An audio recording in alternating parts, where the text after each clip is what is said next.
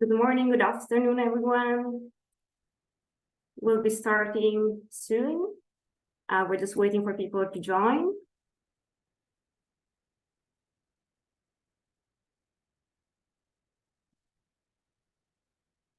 Great. Maybe we can go to the next slide in the meanwhile while we wait for people to get in. Next slide, please, the one with the QR code.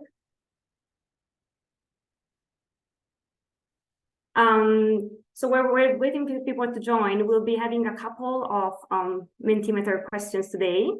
So please take your time to maybe answer for these first questions. Scan the QR code with your phone or go to menti.com and add the numbers you see here on screen. Today, we're going to talk about engaging public and private finance in ENG-EAS and tools we would really like to know from you first as your country develop finance solutions for biodiversity. So take your time to reply. I think Alexis will also drop the details in the chat. You can also go to menti.com and add the number related to this quiz. Great, so I think we can start now. Just let me see. I think we have enough people online. So good morning, good afternoon. It's a pleasure to be connected with you today. Welcome and thank you for being part of this GEF Global Biodiversity Framework Early Action Support Project. Welcome to our 7th webinar in our series of capacity building. And our topic today is biodiversity finance, unlocking public and private finance for opportunities for ENG-EAS. My name is Ella Bortolotti. I work at the UNDP Nature app and a video facilitator for today. And in my current role, I lead the work on all private finance can accelerate the successful implementation of the Global Biodiversity Framework by supporting a range of projects related to nature and finance and private sector engagement, among which the Task Force on Nature-related Finance Disclosure, BioFin, the Global Fund for Coral Reef, and other innovative financing instruments for nature. But first, let me give you maybe some background on why we're here today and we are speaking about this topic. We are connected together today during a very vibrant times for climate and nature. And while we speak, delegates from countries all around the world are uniting at COP28 in Dubai to agree on ways to address the climate crisis. And we know that nature-based solutions are very high on this agenda. And only 1 year from now, parties are expected to convene at the Convention of Biological Diversity, CBD COP16, which is required them to revising or updating their national biodiversity strategy and action plans and ENG-EAS to ensure that this strategy is mainstreamed into the planning and activities of all those sectors where those activities can have an impact on biodiversity. So this webinar today is aimed at supporting CBD parties and other stakeholders to better understand the possible integration of public and private finance to their ENG-EAS revision and update. And the session is organized in the context of the GEF Early Action Support Project as the first webinar of a newly launched public-private community of practice for nature and development finance, facilitated by a new partnership between UNDP Biodiversity Finance Initiative and UNEP Finance Initiatives. So our speakers today will provide an overview of the partnership between BioFin and UNEP, its goals, introduce recently released briefing note, and then present a number of examples of public and private solutions for nature. But first, let's show the results of our first Mentimeter today. Let me just quickly share my screen.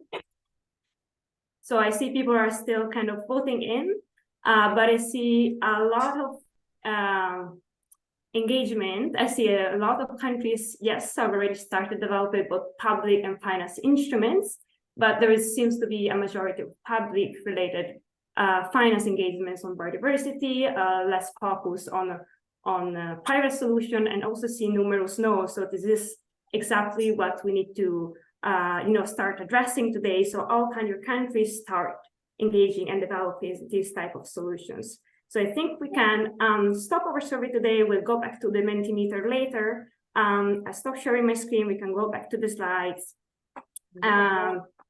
And I just wanted to make a couple of Zoom reminders.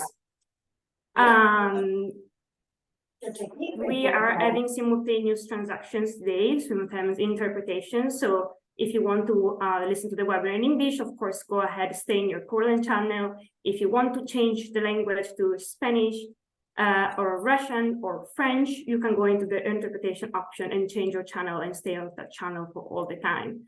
I think my colleagues are sharing the details in the chat. Your microphone will be muted, please stay on mute. In this way, speakers can speak clearly. And of course, we highly encourage your participation. You can pop your questions in the chat. We'll address them later in the Q&A. We will have plenty of time for Q&A session. We really want to hear from you today. But also feel free to raise your hand directly in the Q&A part so that we can engage more with our speakers today. So here are the technical data support. If you have problems with Zoom, contact Alexis, our colleague, directly, please. I think we can move to the next slide on the agenda. So very quickly, here we are. So this is a bit our agenda for the next hour and a half today. First of all, we're going to be hearing from the UNDP, BioFin, and UNFFI initiatives about this new launch partnership on public and private finance for nature. Afterwards, we're going to have 3 short presentations with some highlights of public and private finance solutions for nature from 3 different regions around the world. So we're going to have a speaker from Mexico, a financial institution from South Africa, and a fintech solution from the Philippines. So very exciting agenda ahead. We're going to have, as I said, about 30 minutes for Q&A. So please do pop your questions in the chat or raise them later during the session. So I would say that now we could start. And so I would invite now our speakers for the introduction. So first of all, we have Onno van den Heuvel, our BioFin Global Manager. And we have also Jessica Smith from Nature Head from the UNFFI Finance Initiative. So if we can stop sharing the screen, please, and have both our speakers live so that we can start our introductions. Maya, if you can stop the screen sharing. Stop the screen sharing. Thanks. So Onno, the floor is yours. Thank you so much, Eva, for that excellent introduction. And it's a real pleasure to see you all here on this first meeting of hopefully many of our new community of practice. And I would like to start out by thanking the GEF because the GEF is making all of this possible. And I think the GEF is one of the biggest supporters of biodiversity finance for a few decades now. And they're definitely scaling up to do more, including on private finance. And they're making this early action support program also possible. And also, I would like to thank the early action support program team for organizing this and for a lot of hard work that they've already done to get through this stage. Enabling countries to get started on important topics before the GBF was even fully approved. So about our cooperation, I think that one thing to highlight is that this is not a totally brand new cooperation. We're already working together on many things. And Jessica, who's here on this meeting today, has been a big supporter of our work. And I think I can mention in particular the work on the FIRE database, Financial Resources for Biodiversity, where we have been already collaborating for a while with a lot of good results. So putting this in a global context, I think this is very timely for UNDP because we're just launching the Nature Pledge.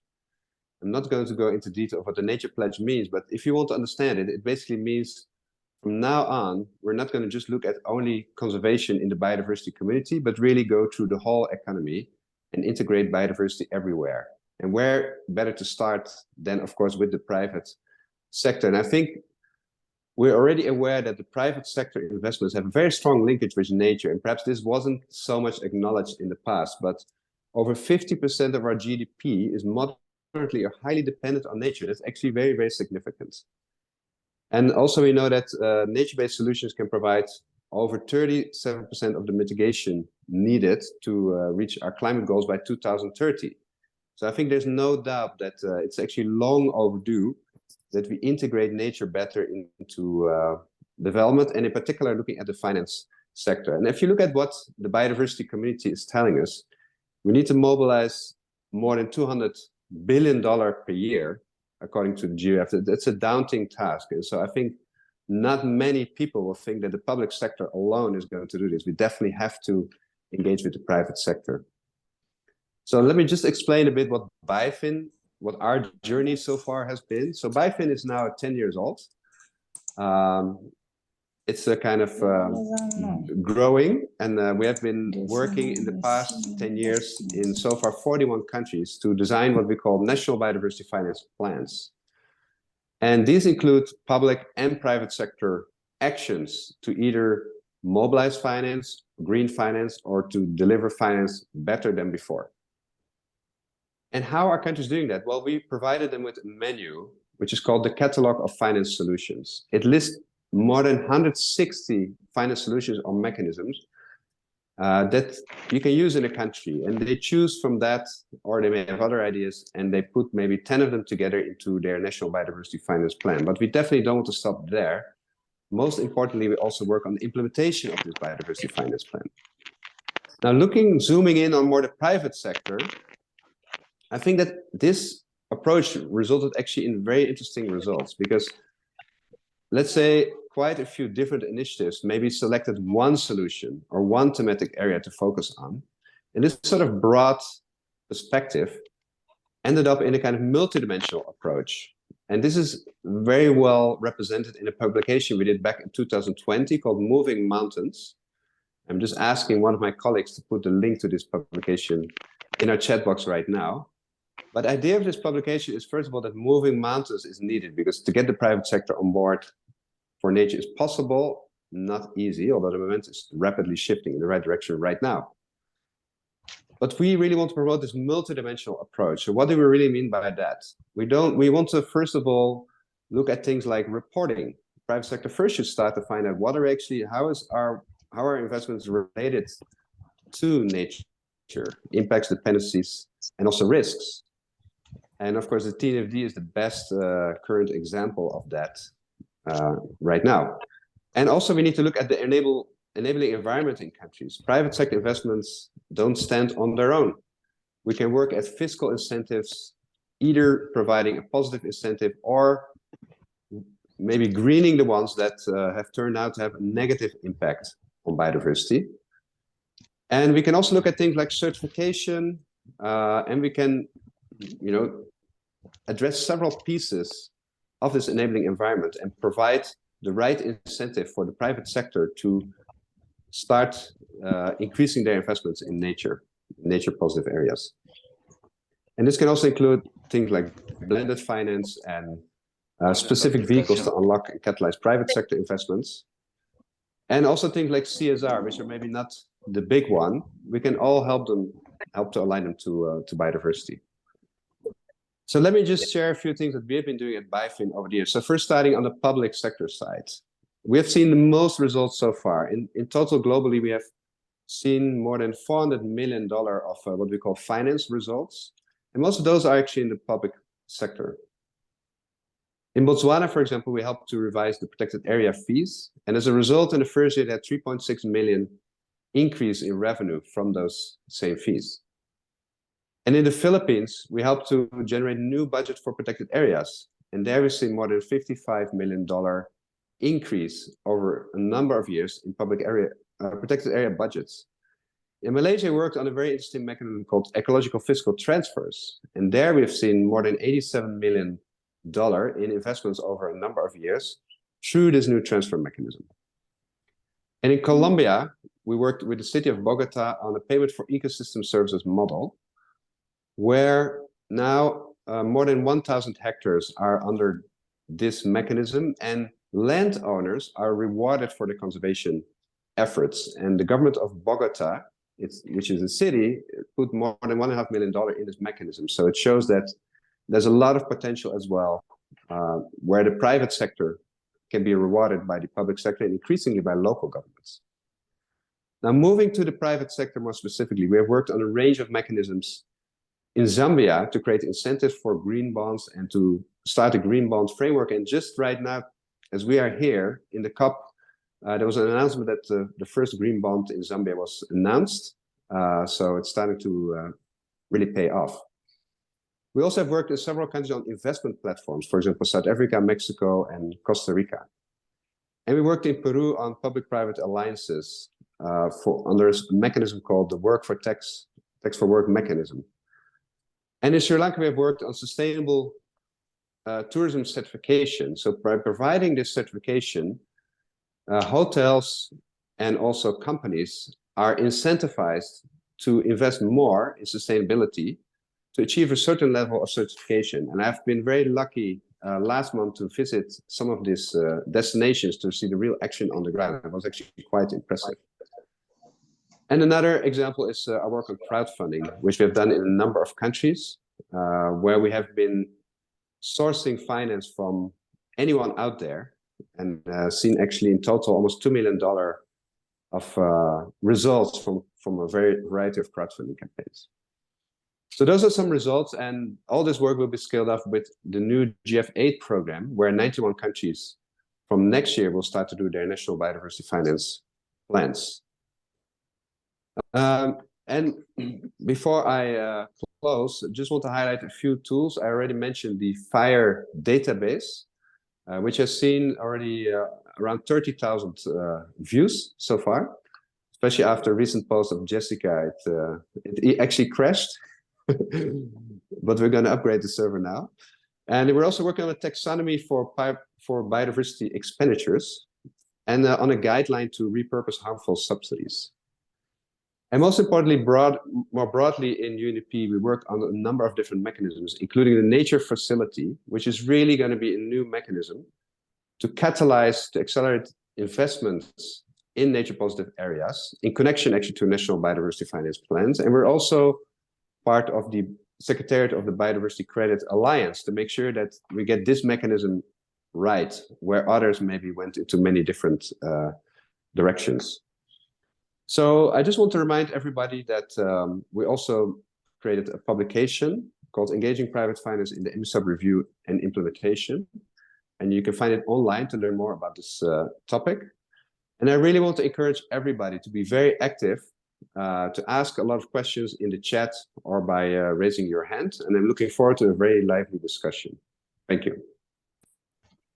Great, thank you so much. On a very exciting time ahead with the scaling of the biofilm program to 99 new countries and so many new opportunities for collaborative effort, of course, on developing new public and private finance solutions. So Jessica, over to you. Let's hear from UNFI, your side of the partnership. Great. Well, thank you so much. I'm so happy to be here. And it's really an honor to be working with BioFin. So from UNFI, we are an interface between the commitments and the ideals that are made at the United Nations and then the reality of the mainstream financial sector.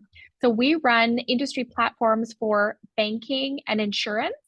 And we also work with the front end of the 5,000 Principles for Responsible Investment signatories.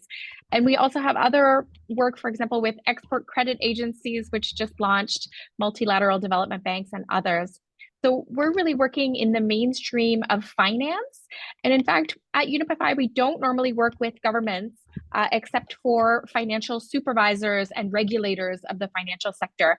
So this is a really unique partnership for us to be able to support governments more directly, working with the structures and support that BioFin already offers, and with the support of the GEF. So we would like to help countries basically within the process of updating your NBSAPs to really understand what are the potential opportunities to engage private finance, either to shift harmful finance away or to unlock new finance to close the nature finance gap. So almost effectively every single country has a financial sector. In the emerging markets, banking is more prominent than other parts of finance, but you normally also find insurance and some forms of investment, but banking is very prominent in emerging markets. And banks play really important roles in the financial sector. For example, lending, investing, having products like sovereign bonds to fund directly the work of governments, and project finance, which is off balance sheet finance, where you bring different partners together to agree a project that has revenue streams. There's also credit enhancement and de-risking that banks can do as well. So this is just touching the surface of what banking does, but we have two useful publications. And one of them is called Banking on Nature, which is a broad introduction to what the banking sector can do to help implement the global biodiversity framework. And then we just released very detailed guidance for principles for responsible banking signatories, which gives sector by sector information about what policies they should have in place, what things they should look to finance, and what things they should avoid finance, or how they can work with their clients, whether they be in companies or governments, to better identify the risks, opportunities, and impacts of nature, and make sure that more finance is flowing to nature positive than nature negative. So within the insurance space, you have insurers and reinsurers, and insurers are really excellent at pricing risk, identifying and pricing risk. And we see a lot of great examples where the insurance industry can help with nature. For example, we're seeing human-wildlife conflict insurance, so making sure that there are payments out for those who are affected by human-wildlife conflict, or that receive money in advance when it's in the interest of the insurer and the community to invest in, for example, infrastructure to avoid that harm. Or products like parametric insurance, where if, for example, there's a temperature rise, you can get a payout or you can get a prepayment to help with making sure that efforts are in place to avoid damage, for example, to coral reefs from storms. So then again, with the investment space, we have a huge range of different types of investors, and probably impact investors are ones who are going to be more interested in nature, especially as projects and enterprises related to nature are still relatively small as compared to the whole scope of what investors are looking for. So if we could just put up a publication, we have a suite of publications which basically goes through what are the different types of actors in the financial system and how do they think about nature, how do they relate to nature in their businesses, and what are the ways that they can actually tangibly play a role in delivering the global biodiversity framework in countries. And if I can actually highlight the investor piece specifically, maybe we can get the slide up there. I can show you which one that is. It actually goes every single target in the GBF, all 23 targets, and gives specific examples of what more investors could do on each and every one. And in the other publications, we highlight most of the targets, but the investor one is very detailed. So it's the next one. And, we do see opportunities, for example, in target 1 on having safeguards to avoid financing harmful activities in biodiversity sensitive areas, target 2 on restoration, target 3 on protected and conserved areas, the 30 by 30. So each and every one of them has opportunities for private finance to play more of a role. And private finance should, because it depends on the services that are provided by nature. Private finance has benefited from industries that have extracted from nature, and it should play a role in bringing finance back to help restore, conserve, protect nature, and avoid further harm. So the one I mentioned, Stepping Up on Biodiversity with the orange cover, is the one that goes absolutely target by target. We'll add the links to these publications. So we can take the slide down now, thanks.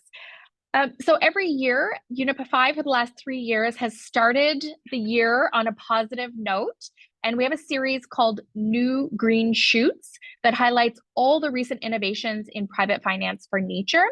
And this year, we are going to have our webinar on the 30th of January. So we'll share the link to register for that as well. And we're going to focus on innovations in financial products and also trending investment themes. So for example, investing in marine protected areas, marine and coastal conservation has really broken through this year. And part of a reason for that is blue bond guidelines that we released with the International Capital Markets Association, the International Finance Corporation, and other partners. And one theme that you'll find with the financial sector is they love to have models that are replicable and having things that are consistent with other financial products, and where there is guidance and market integrity. That is really important to be able to bring more finance in. So it really takes a investment from a risk positive stakeholder like a multilateral development bank or a philanthropist to break through and show a new type of financial transaction, but then it can be easily copied and replicated. So we're seeing, for example, debt for nature conversions. The first one in the Seychelles was 15 or 20 years ago, and then it took quite a while for the next one. And then now we've seen a surge of around 8 of them this year, where we've had sovereign debt converted with nature-related key performance indicators, KPIs, on the new products in a kind of a win-win. So there's a lot of opportunity to get private finance more engaged, and we're going to speak to a colleague from the Rand Merchant Bank in South Africa later on the webinar today. But I would say some of the lessons learned in dealing with the private financial sector and the NBSAPs, and actually many of our banks have been really, eagerly interested to read the existing NBSAPs and find out what the new NBSAPs will look like. But if we're thinking about how can an NBSAP be more favorable to getting private investment, to being ready for private investment to flow towards the NBSAP priorities, having science-based NBSAPs is very critical to build the confidence of the financial sector. Having a strong consultative process reduces risk. It reduces the potential risk for the financial sector. So having that consultative process is really important. Following international norms and guidance. So the guidance that's put out by the CBD, UNEP, UNDP, and others is quite important to make sure that the financial sector is supporting good practices and international norms. Having clear key performance indicators that are shared between ministries. So if there's a food-related KPI, that's also supported by the Ministry of Agriculture. That there's geographic specificity as far as possible. So having spatial data in your NBSAP is extremely valuable. Seeing the ready partnership, so making sure that there's a broad process to develop the NBSAPs, where, for example, if you have a national development bank or a central bank or a regional development bank or another export credit agency that's often working in your country, already on board with the NBSAP development process is a tick as far as private finance. And then that we make sure that there's regulatory certainty and political buy-in to implement the NBSAP. So these are all ways that we can make sure that the NBSAP becomes more attractive to bring private finance into its implementation. And part of that is making sure that you have a landscape of who are the private finance actors who are already operating in your country and engage them in the NBSAP review process. So I'll leave it there for now. Really, we're just scratching the surface today, and I hope that we have a great journey. So we'd love to hear more from you as countries who are revising your NBSAPs and looking at how do we finance the activities to achieve the NBSAP goals and targets, that we then have feedback from you on which areas you're more interested to learn about so that we can cover those in future webinars. So thank you so much. And again, it's a pleasure to be here with our BioFin friends. And we look forward to being on this journey with you towards COP26 or COP16, excuse me. Thank you so much, Jessica. It's all very exciting to listen to the wealth of experience of UNEP-FI within the financial sectors and, within your direct engagements with the financial institutions in your memberships. So this is extremely valuable. Thank you both, Jessica and Onno, for these great welcoming remarks. And I would like to invite again our attendees today to go back to our Mentimeter. And this time we're going to have another question, and we're going to ask you which biodiversity finance topics do you want to see in future webinars. So again, you can either scan the QR code or go to menti.com and add the code that you see here. And please do reply to this survey, because it will really help us to define the potential topics that we're going to see in the next webinars, especially when it comes about new potential biodiversity solutions. So please do scan the code or go to menti.com. Let's see the results together. Yes, amazing. I will give you another minute. I see interested in debt instruments, debt for NATO swaps, green bonds, both. So yeah, a lot of interest in that instrument. I guess those sovereign, not sovereign. Voluntary biodiversity credits, again, is a topic that is coming in very often. It's often requested to us. Very, very new market. A lot of, barriers like safeguards to put in there, but very interesting topic to discuss. Blended finance. UNDP is, for example, already supporting blended finance instrument as the Global Fund for Coral Reef. Nature-related financial disclosures. I think Jessica did touch base on the topic. Of course, we are very engaged also as UNDP as being co-founders of the TND task force. I see biodiversity credits and debt for NATO swaps and bonds seems to be at the very top. I'll give you the last 10 seconds. Impact finance.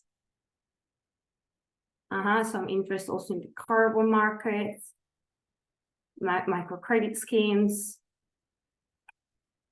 This is fantastic. Great. Thank you, everyone, for participating to this little survey. I think it will really help us. We were going to have a series, like community practice, a series of webinars, and based on these results and our current engagement with partners and potential project priorities, we'll be choosing topics accordingly. So thank you so much again.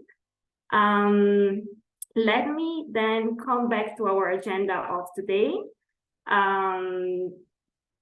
So let's move to the next speaker. Our next speaker is Alonso Martinez. Alonso is the National Coordinator of UNDP Biofin in Mexico and has been working extensively in Mexico to develop public and private finance solutions for biodiversity, both at the municipal and at the national level. So we're very interested to learning more about the Mexico case, Alonso. The floor is yours. The slides I see they're up. Go ahead. Thank you so much, Eva. Thanks, Onno and Jessica, and everyone that was involved in putting this webinar together. I'm going to start my presentation backwards. I'm going to start with the takeaway messages.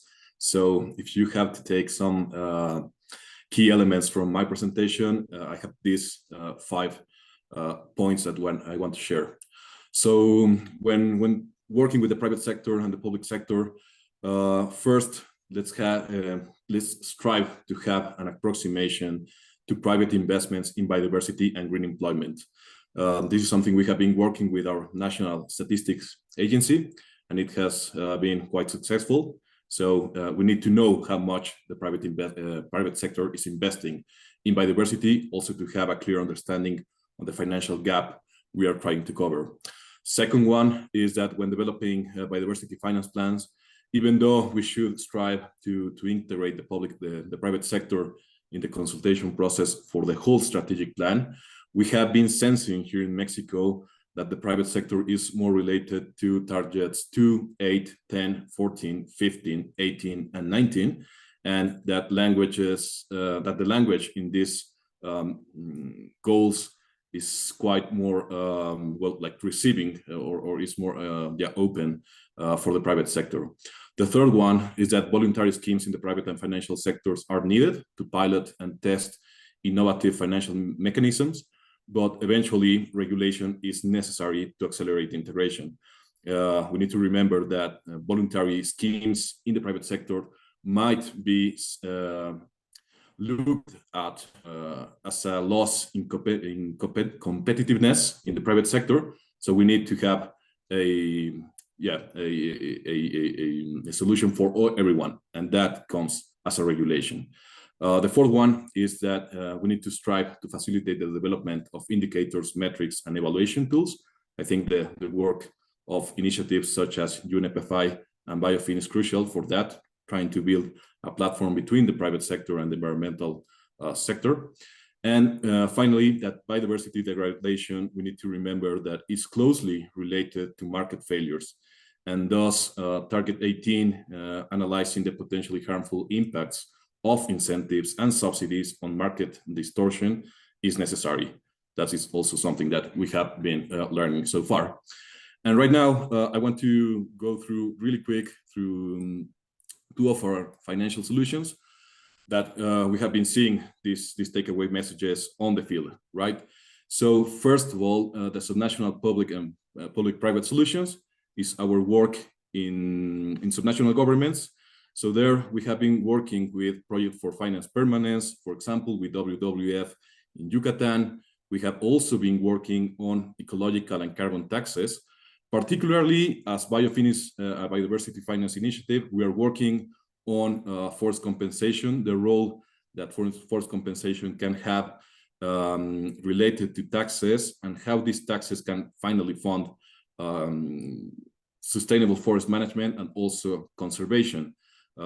There's right now in Mexico, we have 5 states that already have ecological and carbon taxes, and we are working with them for efficiency gains in financial mechanism innovation, and also in trying to connect, forests and carbon taxes with the private sector.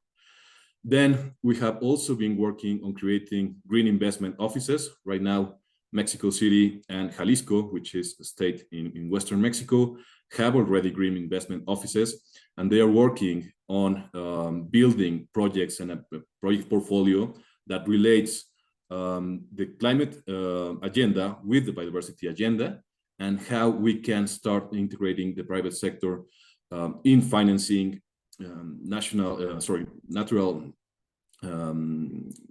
nature-based solutions, and also how we can use international cooperation funds to try to accelerate the pace on implementing these projects on the field. Additionally, we are working on private nature trust funds. That's our flagship solution in the subnational level. Also, we are already covering biodiversity credits. We are part of the BCA forum. We have been learning so much in this year on how to implement biodiversity credits, also from the lessons learned from our colleagues in Colombia. And right now, we already have a pilot project in Quintana Roo for wetland and mangrove restoration related to carbon and biodiversity credits that will be happening in the next couple of years.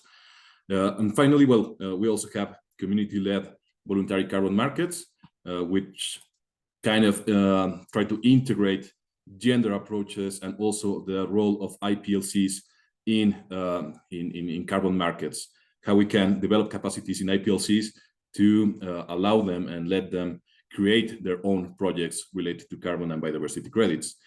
And also, I wanted to touch in our work with the IRFF, the Insurance and Resiliency Financial Facility. And we are working with them on creating parametric insurances related to to climate change and biodiversity in cocoa and coffee plantations in southern Mexico. So we are looking at this whole panorama, and right now the subnational governments are our laboratory to start innovation and financial mechanisms here in Mexico.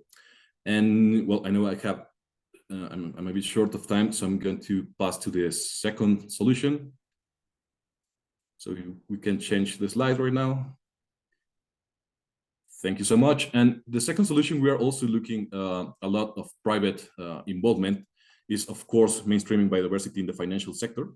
So in the last couple of years, we have been working in preparing our strategy on how to integrate and mainstream biodiversity in the financial sector, private and public. And in 2022, we started working in a preparation process. We were part of the Nature Disclosure Readiness Analysis, which you can find in our BioFin webpage. And also, we have been working a lot in private biodiversity expenditure accounts, as I was telling you on the beginning, along with our national statistic agencies. And also, we have a clear understanding of the public biodiversity expenditure. Mexico right now officially publishes the public biodiversity expenditure every year. Every December, we have the new accounts. Then on the capacity development, we were working a lot with the Securities and Exchange Commission here in Mexico. We had 2 years of working with them on understanding the gaps and opportunities for financial regulation. Also, they were the first institution here in Mexico to adopt the TNFD and being part of the TNFD forum. So we were also supporting them on having this and generating this information on how the TNFD will eventually become regulation here in Mexico. We're striving for that. And also draft some disclosure regulation that might be useful in the future.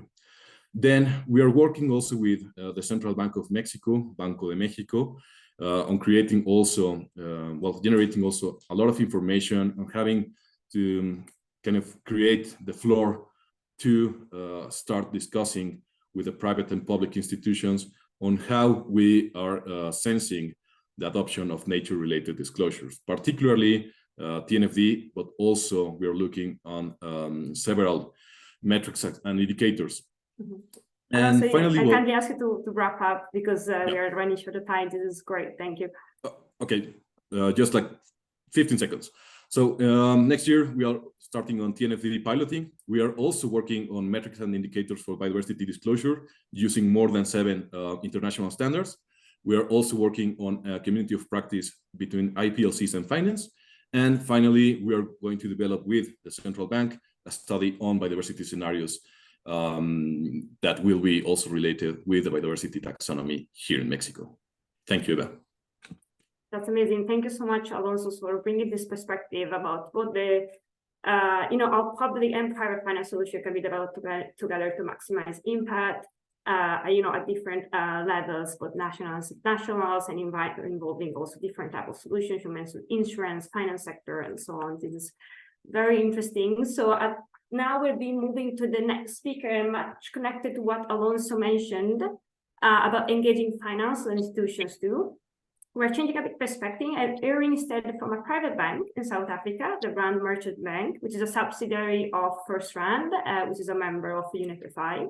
And we have with us today Beth Karnak, who is a sustainable finance transactor at the bank, and she has extensive experience in investment banking and has executed several sustainable finance transactions, including Namibia's largest green bond for FNB Namibia. So Beth, can you hear us? Are you online? Yes. Perfect. Hi. We can see you and we can hear you. The slides are on. Just say next slide when you go next. Perfect. Thanks. Thanks very much for the introduction, and thanks for inviting us to participate in this webinar. So just as I was introduced, First Rand is a very diversified financial services group, the largest by market cap in Africa. And obviously, Rand Merchant Bank is just one division of that group. So I'm just talking about one sort of structure that we're exploring as the bank. I'll touch on a few of the other sort of activities across the group from a biodiversity perspective, but certainly not my area of expertise. So don't ask me any hard questions. But very happy to be here today and just share some thoughts about how we're thinking about really the subject matter on the slide, which is how do we make nature investable? So if we can go to the next slide, please.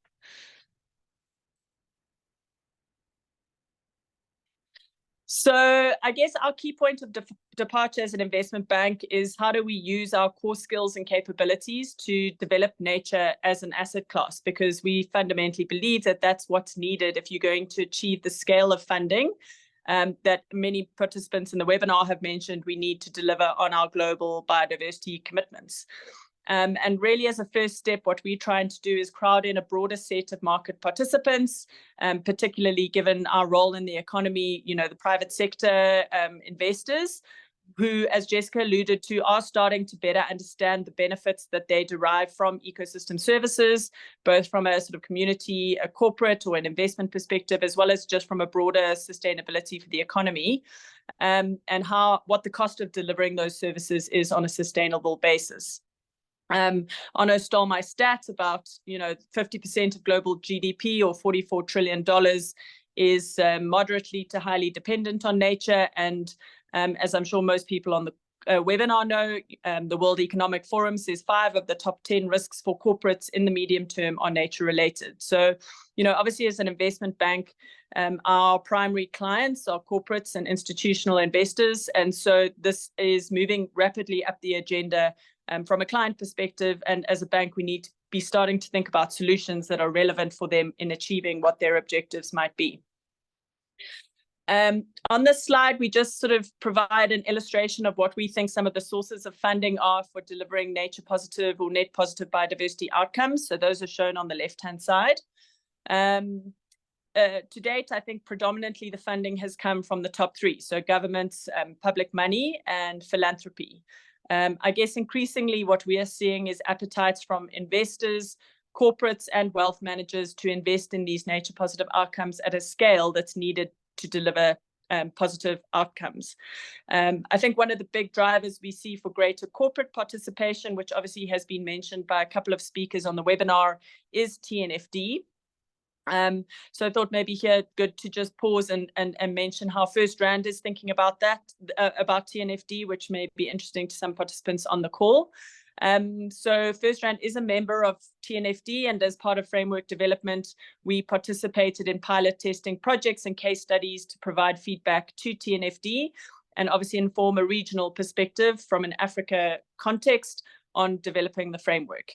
I think for the next 12 months, our group is really focusing on implementation of baseline information that's required for disclosure in alignment with the 14 disclosure requirements, and application of the financial sector guidance. I think it's really our view that, even though TNFD is still new and still voluntary from a South African perspective, it's a good strategic decision to start aligning or adopting early to prepare for risks and enhance any opportunities this may support. And I think more broadly in South Africa, corporates are still actually trying to get to grips with TCFD, and so may not yet be being very proactive on TNFD. But I think given the strong alignment between the 2 frameworks, we think that it makes sense to try and integrate and apply both at the same time, especially in relations to the governance side, and integrating both climate and nature at the same time. So I think along our corporate client base, I think there's been a massive focus both from the investment community as well as corporates on TCFD and disclosure in line with that. I think we anticipate, quite rapid adoption of TNFD. I think capabilities and skills in the market is probably one thing that maybe holds significant investment back from that. But then just to talk to the uses of funding for nature positive outcomes. And I think this is obviously very specifically an African focused view, because that's really where we believe our core capabilities and obviously footprint is. But I think there's no disputing the financing gap that exists. In terms of funding the biodiversity outcomes that countries across the continent are increasingly committing to. But we also believe that we have a very strong pool of implementers that have demonstrated the ability to deliver positive nature outcomes at scale, which I think from an investor perspective is a key requirement. And I think we're seeing greater, obviously, signatories up for the 30 by 30 commitments. But we also think Africa offers significant value for money. So I think currently Africa receives less than its fair proportion of funding for nature, but actually on a sort of cost per hectare basis, also in terms of the level of biodiversity that is still intact from an African perspective, as well as the social benefits that come from a lot of these types of projects. We think Africa presents a lot of opportunity to the world to deliver these biodiversity outcomes. Next slide. So how are we thinking about unlocking this new funding for conservation? And I think I touched very briefly on, you know, the traditional sources of funding, which again are illustrated here on the left. But what we feel is missing in terms of delivering scale is financial structures that can also can effectively intermediate between the sources of funding and the uses of funding. And really, while we're thinking about these financial structures, we are leveraging a lot of the best practice that I think Jessica mentioned earlier in terms of well-established sustainable finance principles that have been put out in, for example, the International Capital Market Association, sustainability-linked loan, sustainability-linked bond guidelines, and similarly the LMA on the loan side. You know, to obviously ensure that these instruments are viewed as credible and robust, because I think we've seen the international investment community showing strong support for these types of instruments. But some of the key features that investors need is, you know, strong governance around the instruments, clearly defined key performance indicators and targets that are ambitious, a very good understanding of the calculation methodology that will be applied, and obviously independent verification on achievement of the outcomes. So on the slide, you'll see some of the instruments that have been mentioned already today on the webinar, like debt for nature swaps and carbon credits. Obviously, this is a space that the bank more broadly is exploring. But I think what we wanted to focus on here, showing an opportunity that we think offers a significant potential to help scale funding for nature, is on the outcomes-based funding type models. And really what we're trying to do is leverage our core capabilities of financial structuring and access to investors, and innovate around structures that already exist in the market to enable these solutions to scale. And I think that's really what the role of an investment bank is. So two of these mechanisms we're exploring are these outcomes-based bonds. Obviously, that's a shift to a pay-for-performance type approach, which was demonstrated in the World Bank Rhino bond that was issued in 2022, and biodiversity credits, which I'll touch on in a few moments. Why we think this will crowd in new market participants, I think obviously the independent verification and funders only being required to pay for successful delivery of outcomes that have been independently verified may attract international funding that in the past has been hesitant to commit to projects in Africa because of political risk or implementation risk or other types of risk that they felt were out of their control to manage. So obviously putting a financial structure in place with strong governance helps to mitigate some of those concerns that those investors might have had.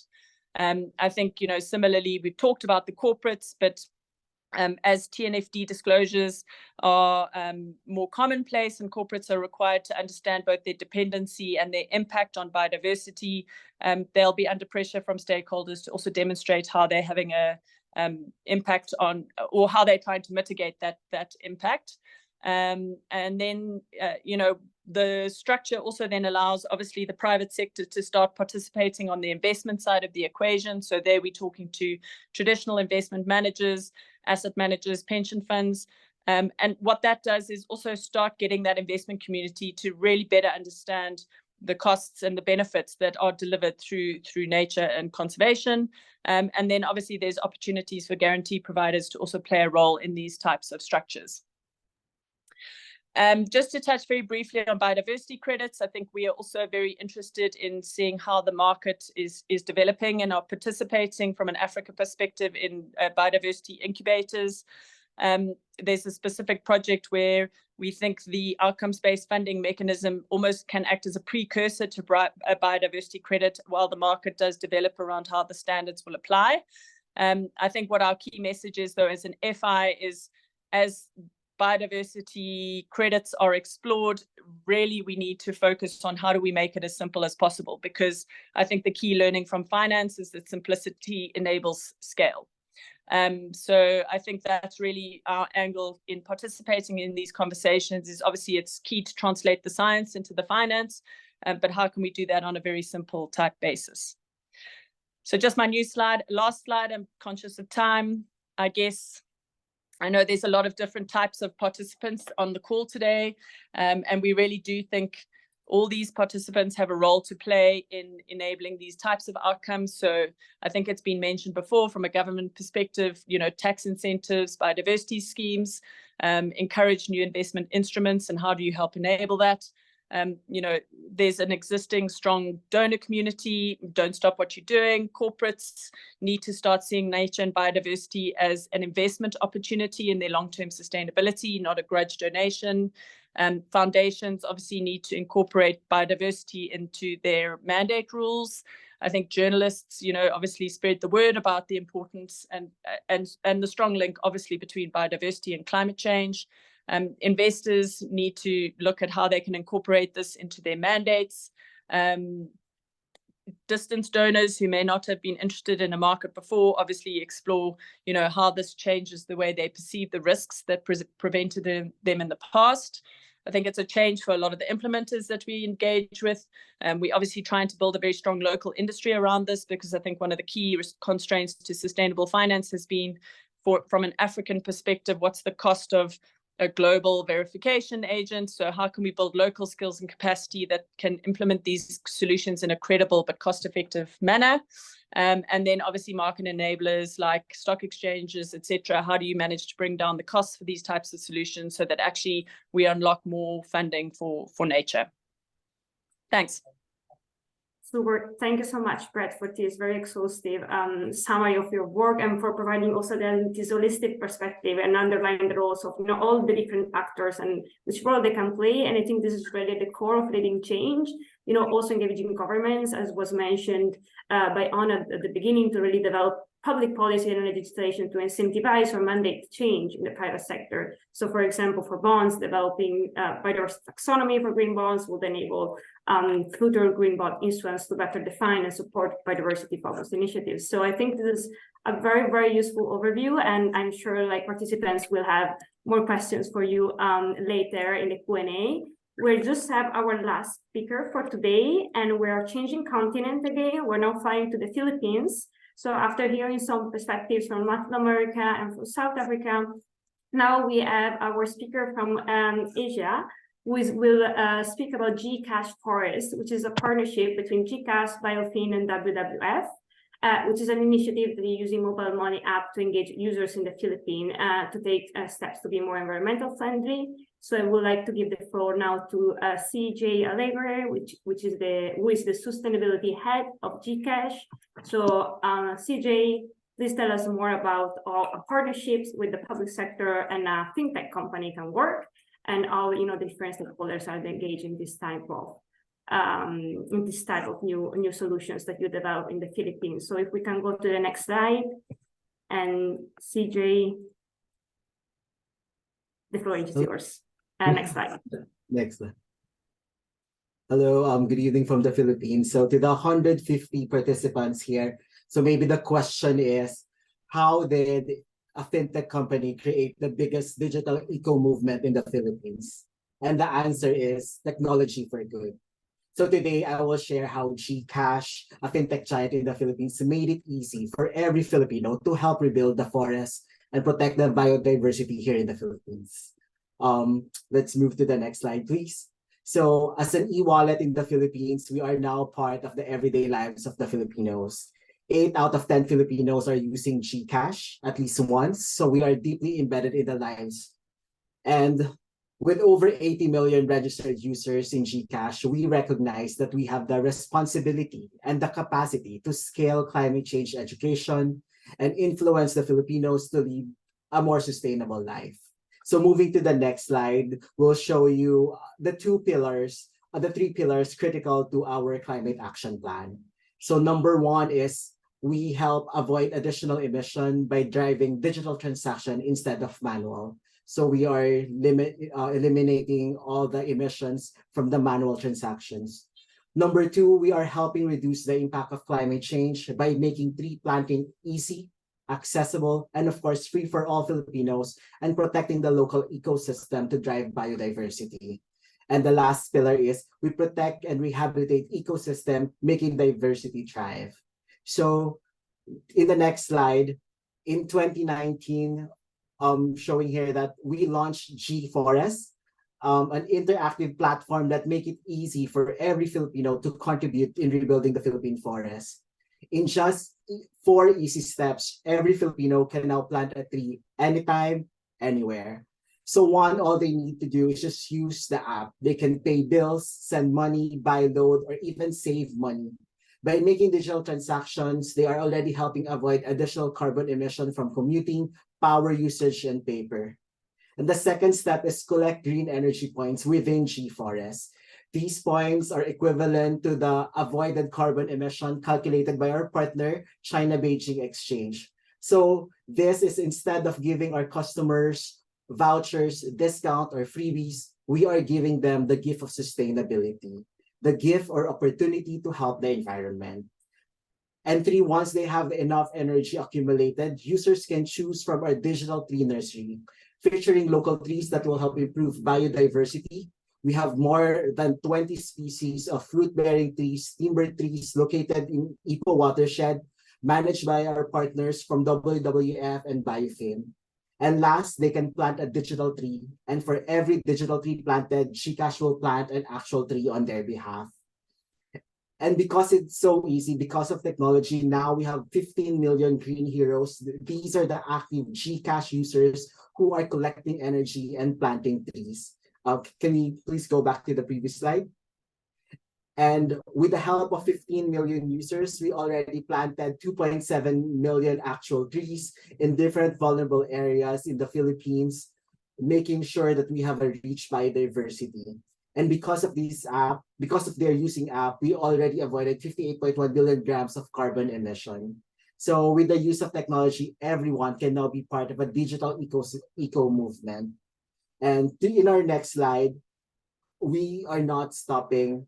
Since we started G-Forest 4 years ago, our partners from UNDP Biofin help us play a very crucial role in identifying key partners and critical areas in the Philippines where we should focus on reforestation and preserving our biodiversity.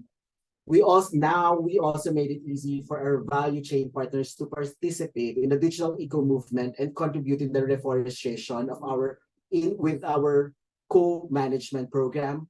More and more private companies and organizations can now help protect our forests with our new feature. They can leverage in our tried and tested program, Growing Trees from Digital to Actual. And of course, we know that we are not the expert here. That's why we are partnering with credible planting partners like WWF, ensuring a science-based approach to planting and growing and maintaining the trees. Fighting climate change is a shared responsibility. GCash, a technology giant here in the Philippines, work hand in hand with NGO, with global experts like UNDP, Biofin, WWF, along with different value chain partners and NGOs. Because together we can make the biggest digital eco movement even bigger, with the aim to help rebuild the Philippine forest and protect our biodiversity here in the Philippines. So together, let's all plant the seeds for a better tomorrow. Thank you very much. Maraming salamat po sa inyong lahat. Back to you, Eva. Thank you very much, CJ. It was very interesting. I think we wanted to really underline with this how digital technologies and more generally, and of course, fintech specifically in this case, could be harnessed to empower the citizens to embrace biodiversity and to scale finance solutions that maybe are already existing. So thank you very much to all our speakers today to bring in different perspectives, and I hope this was useful for you to kind of pick and get some ideas of what are the potential finance solutions that could be built in your country, could be developed in your country with both the corporations, of public stakeholders as well as the private sector. So if we move to the next slide now, I think we could just kickstart the Q&A session, and I would really like to invite you to unmute yourself, raise your hand in Zoom, unmute yourself and speak if you prefer, or just pop a question in the chat. I know Jessica had some burning questions from the Rand Central Bank. So Jessica, if you want to kickstart the conversation, of course, the floor is yours. Great, thank you so much.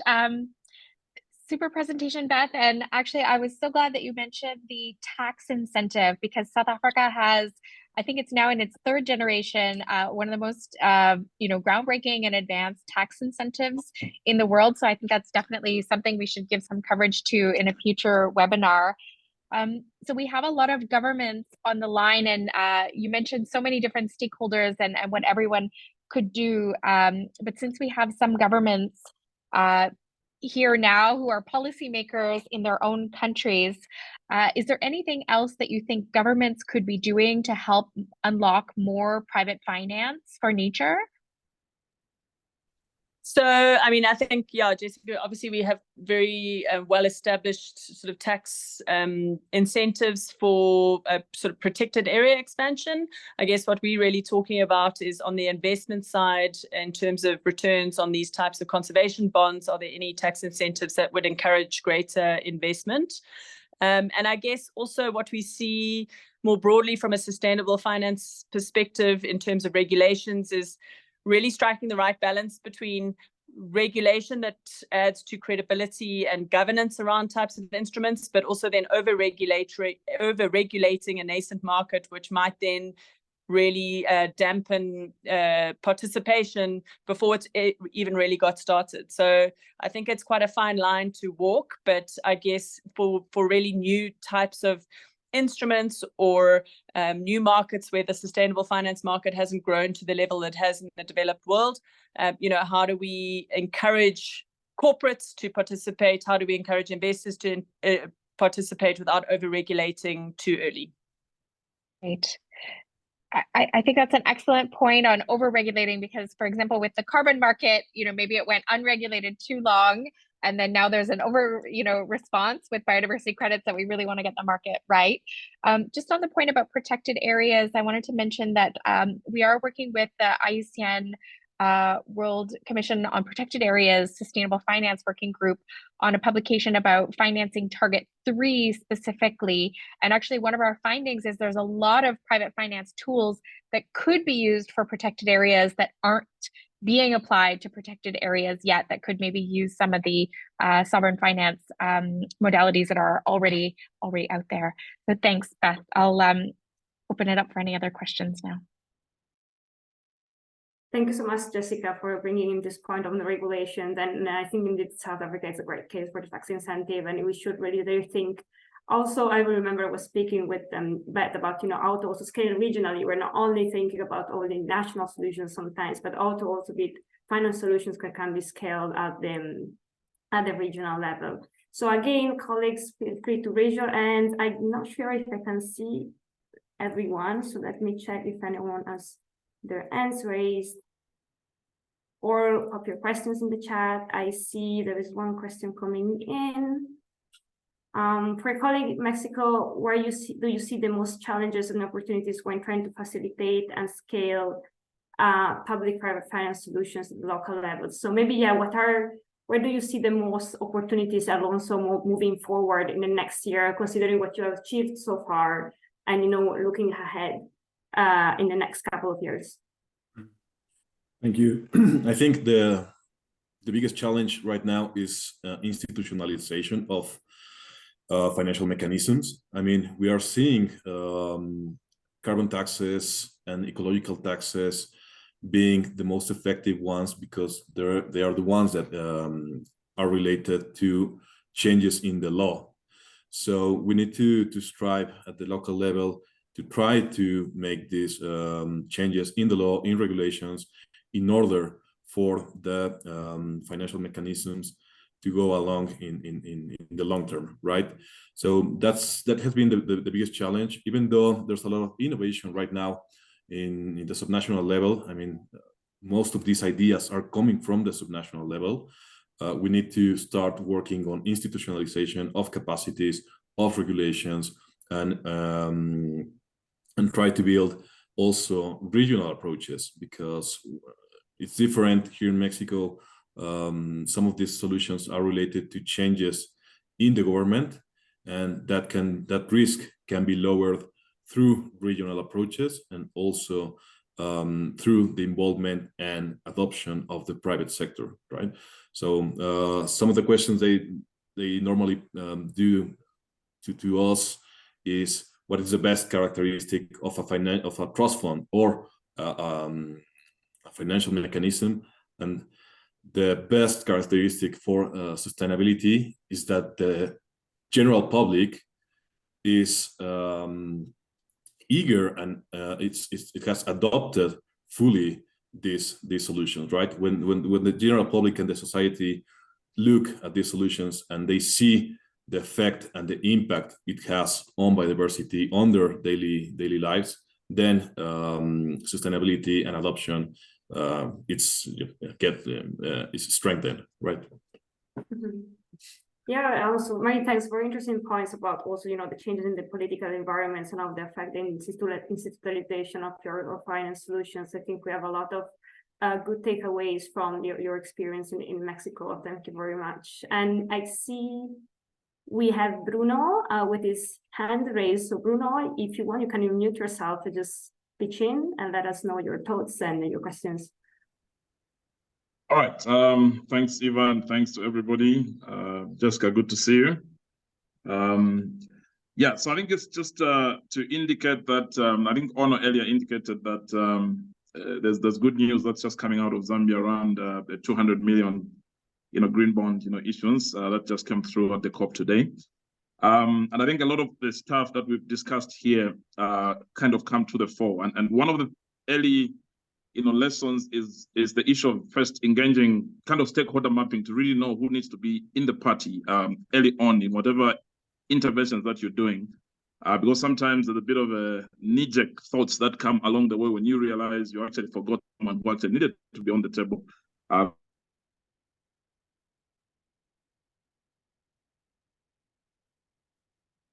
think I lost you, Bruno. Can you still hear us? That sometimes simplicity really, gets things moving. Let's always.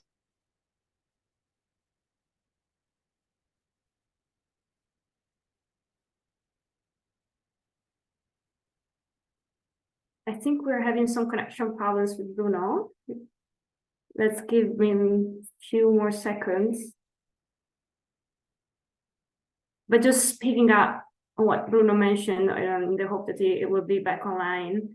I think indeed we had great news from COP this week indeed about the new green bond in Zambia. And of course, even though this is a bond with the use of proceeds is focused on energy, it has very concrete biodiversity positive outcomes for redistribution of the energy use in the Zambian context, where there is a lot of deforestation going on due to the current use of resources.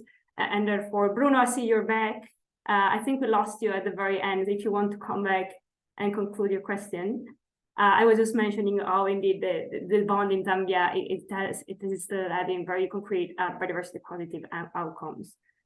Yeah, Can you hear us, sure. Bruno? Actually, Yes. The article is actually online now. People can actually check it on the Biofin, global page. So basically, I think the last point I was just saying is that keeping it to the basics, in terms of provision of awareness and capacity building, I think before we go crazy with some of these, innovative, instruments. So I think it's very important that we do kind of 101, stuff when we are engaging, and then we move on.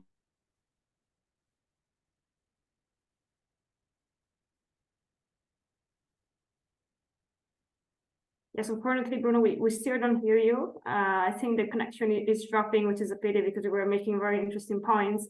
But I think what you mentioned before about, the engagement, the stakeholder engagement at country level. I know we sometimes support the establishment of these financial mainstreaming working groups. We're bringing together all the actors and really educating about the changes needed to really redirect finance to biodiversity. I know it's often one of the first steps, and we know these instruments don't come at once or very quickly. Like it takes time to build a sustainable one framework. I see you posted the link in the chat, so I think this is great. Let's all go and read the article. And indeed, very timely time today with announcement of the Zambia bond. So we're very much looking forward to see then the results in the future. So this is great news. Let me see what else is coming in terms of questions. Again, feel free to raise your hand if you want to ask a question live. This is a good moment as we still have a few minutes. In the meanwhile, question from Jessica. Can you tell us a bit more of the current trends in biodiversity finance that you see emerging from your UNFI private sector members? Where do you see the most potential to unlock more finance opportunities? So I think you gave us a good overview at the beginning, but I think knowing where do you see the most potential, I think that could be an interesting point. Great. Absolutely. And as I mentioned, we will have a webinar on this and a knowledge product coming out shortly. So that's part of the New Green Shoots series, and I'll put the links in the chat. So we are seeing a trend in terms of products in fixed income products. So these can be, themed for nature, but in a very typical structure that has, expected returns for the investor. So that seems to be something that is very much of interest at the moment, and quite a lot of funds going into that. Then the debt conversions, just at COP28, there's been some support announced for broadening the availability of debt conversions. So we've had, I think, 8 or 9 countries have debt for nature swaps, and now there's a lot more de-risking support. So we're going to see probably a surge of a few dozen of those for countries that are indebted, and particularly heading towards debt crises that have potential nature conservation and restoration. We're also seeing private equity and venture capital coming in, so earlier in what's called the capital continuum for nature, and playing a role in bringing things to a size or scale that then becomes interesting for banks and then investors generally. So the pipeline problem that is often mentioned in finance is that nature projects are too small to be invested in. So we're seeing private equity and venture capital, coming forward to help solve that problem. We're also seeing more of what's called transition finance. So it's finance that's not necessarily for conservation, but it may be for another purpose like real estate or infrastructure that has a nature theme brought into it. So it's sort of a brown investment rather than a pure green investment. We are seeing a lot of interest in indigenous-led conservation as a theme. And particularly Canada and New Zealand. And I think the colleague from Mexico mentioned project finance for permanence as an approach. This has proved really successful to give scale and assurance. For example, bringing all the stakeholders in a particular landscape together to support Indigenous-led conservation. That's proving, very successful and therefore building some interest. So maybe I won't give you all the themes and trends that we're going to cover, but we'd love you to join the New Green Shoots in the new year, and I'll pop the link for that in, and the previous recordings as well. So this year we focused on sovereign finance, and then the previous year we focused on structuring innovations. So it's a series now in the 3rd year. So I'll leave it there. Great. Very interesting point, Jessica. Indeed, we could be here and talking about the trends like for hours, but very interesting what you raised on the coordinator swaps. I think it was just announced like a few days ago, like a new task force on like MDB development banks, starting to, wanting to structure more of these instruments with like countries like Sri Lanka being at the top of the, potential candidates for future transactions. So very, very interesting point. And we saw also in our little survey before that people are very interested to learn more about this topic. And great point also about indigenous groups. We had very examples from a lot of our national teams, Mexico being one of them. And also I think didn't have the time to touch base on everything today, but Mexico, Colombia, like very concrete examples of indigenous community engagements in finance solutions. So I think this is a really important point that we should continue to underline. I know also in the Biodiversity Credit Alliance, there is a specific entity within the alliance dedicated on integrating the voices of IPLCs. So I think very interesting point to raise. Thank you so much. Let's move to, I see there's a hand raised. So Jean-Luc, if you want to speak, you can unmute and ask your question. Thank you very much. Think you hear me? Yes, but it's very low. Can you maybe speak a bit closer to the mic? Yes, let me raise my voice. My name is Yokwaya Jarik. I'm a Biofin National Coordinator in Rwanda, and also I'm in the team of projecting ENG-EAS. And then my question is that I want to know if Biofin team has tried to develop the guideline just to provide support to the ENG-EAS, the team which are in charge of updating ENG-EAS in the country, just to guide them and to support them. I have seen that in the PowerPoint presentation on the Biofin shared by Bruno, there is at the end on how countries can integrate biofin activities in the ENG. I have seen at least 3 deliverables, including biodiversity expenditure and the biodiversity finance plan. Those are deliverables that should be included in the updated ENG. So I would like to know if there is at least guidelines developed just to guide countries, just to make sure that biodiversity finance activities have been integrated with the updated ENG. Thank you very much.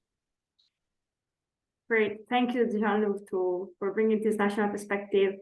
I don't know, maybe Ono, or would you want to pick up this question? Yeah, thank you much, Jean-Luc. That's a really important question, and actually, we're right now developing a brief guidance note around this, so please stay tuned. But I just want to highlight already a few main points. Actually, a very important experience that we had in BIFIN was to do the costing of the previous generation of MBSUBs. And we saw that one challenge we encountered in many countries is lack of measurable and achievable targets for a lot of the biodiversity goals, and lack of a kind of very robust results framework. So a very well-developed results framework, I think, is key to getting your MBSUB finance. The more specific, the more achievable, the more investable your MBSUB actions will be.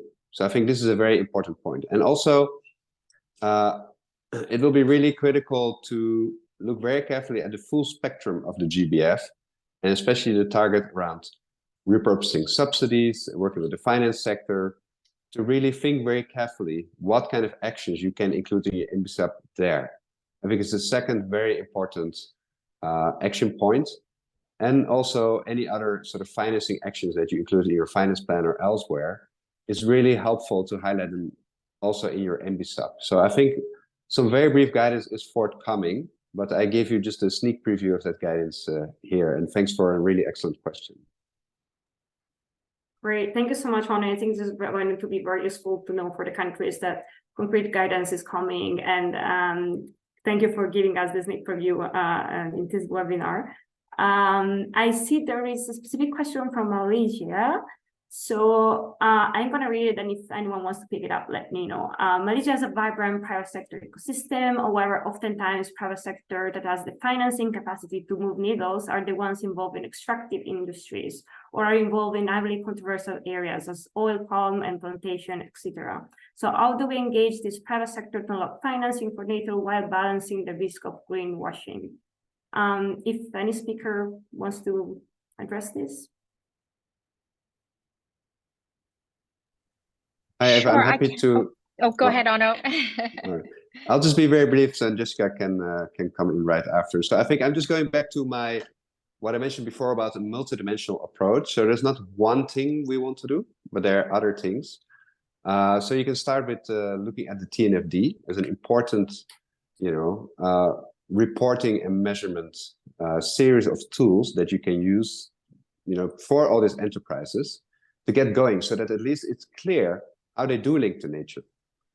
And I think you mentioned extractive industries, and you mentioned palm plantation. I mean, I think so. Again, there are different sets of solutions that apply in those cases. So having a very strong EIA system is important for extractive.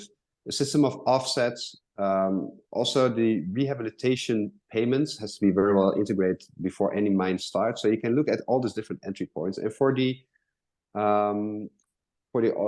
palm oil, of course, the certification is really critical.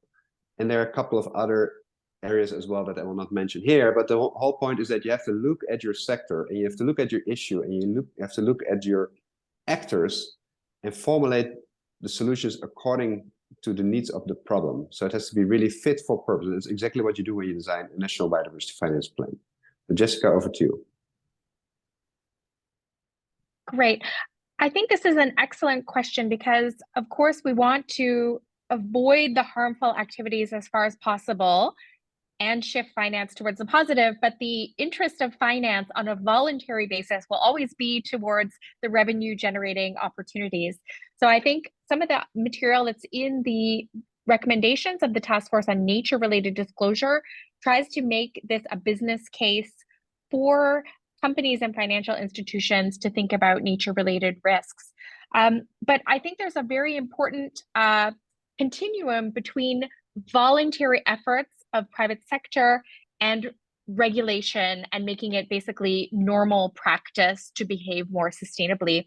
So in our principles for responsible banking nature guidance, in the back is, a very detailed Excel sheet with thousands of rows of particular activities that can be financed and whether they're positive, maybe neutral, or has a potential to be transitioned, or they are negative to be avoided.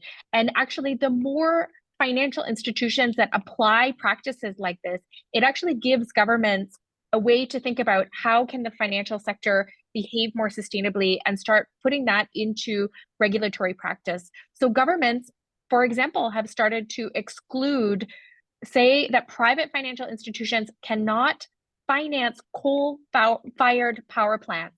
So a government can dictate what is possible financing activity that's acceptable or not acceptable in a private market. So even giving signals that the government is thinking about this area starts to make early movers in the financial sector want to avoid financing harmful activities. So I think it's a relationship in a theory of change that we need to make sure that government has enough capacity to be watching what the financial sector is doing, not only where it's financing harmful activities, but also where it's looking for the positives, and try to, move these levers a little bit. So I think we come back to the design of the NBSAP review process, and it's really important to engage the financial sector to know what they can actually do on a voluntary basis and think, where do regulations need to be brought up? And the specific risk of greenwashing, many countries are developing sustainable finance taxonomies. So that really gives a clear legal framework for what claims you can make about green finance and which activities are eligible to be called, green finance, and which ones are not.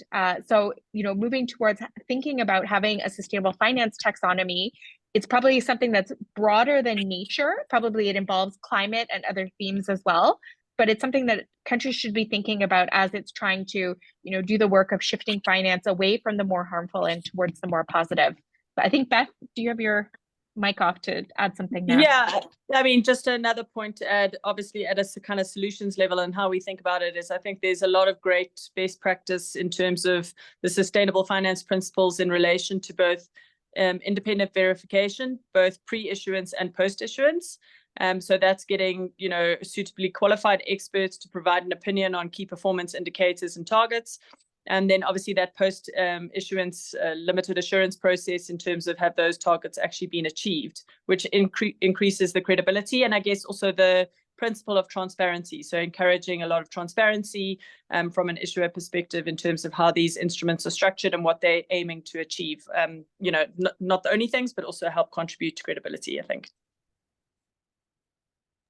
Great, thank you everyone for these perspectives. Indeed, I very much agree with what was raised with Jessica and Ono on TNFD. I think the TNFD is actually planning to also publish a specific guidance for like the extractive industries and other industries that have high natural impacts. So financial institutions will also have specific guidance when it comes to nature specific disclosures in those more difficult industries to operate in. So thank you for these insights. I think we should wrap up. We're a few minutes behind time, but I think it was very important to wrap up this last question. So thank you very much, everyone, for your active participation today. I want to thank all the representatives from the developing team, governments, country offices that joined, and of course, thank the GEF for providing the funds for the projects. Many thanks for our presenters, Ono, Jessica, Alonso, Beth, and CJ. Thank you for bringing your insights in a little time. I'm sure we will have more time to unpack during the next webinars. And big thanks also for the early action support team. You don't see them, but they're here in the background doing all the tech work and supporting us for the organization of this webinar. And you will be able to find the session recording, presentations, and Q&A on the webinar page. I think my colleagues are popping the link in the chat. So no material will be missed. You'll be able to post all the links and all the slides after this session. And also you'll be able to participate in the discussion if you wish in the NVSA forum webpage. So today we already have had perspectives from all around the world about how we can engage with public and private finance for nature. And if done correctly, these abilities can be really a game changer. It is estimated, for example, that the new nature positive economy could generate up to 10 trillion in annual business value and nearly 400 million jobs by 2030. And through this community of practice of nature and development finance, UNDP Biofin and UNEP-FI, we really aim to bring to the table discussion on concrete ways to redirect financial flows to nature positive future.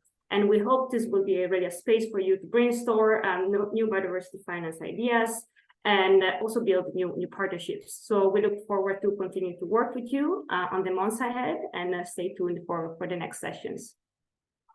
Thank you, everyone. Thank you. Thanks, everybody. everyone. Thank you. All right, Bye. bye-bye. Thank you. Bye. Thank you. Thank you. Bye.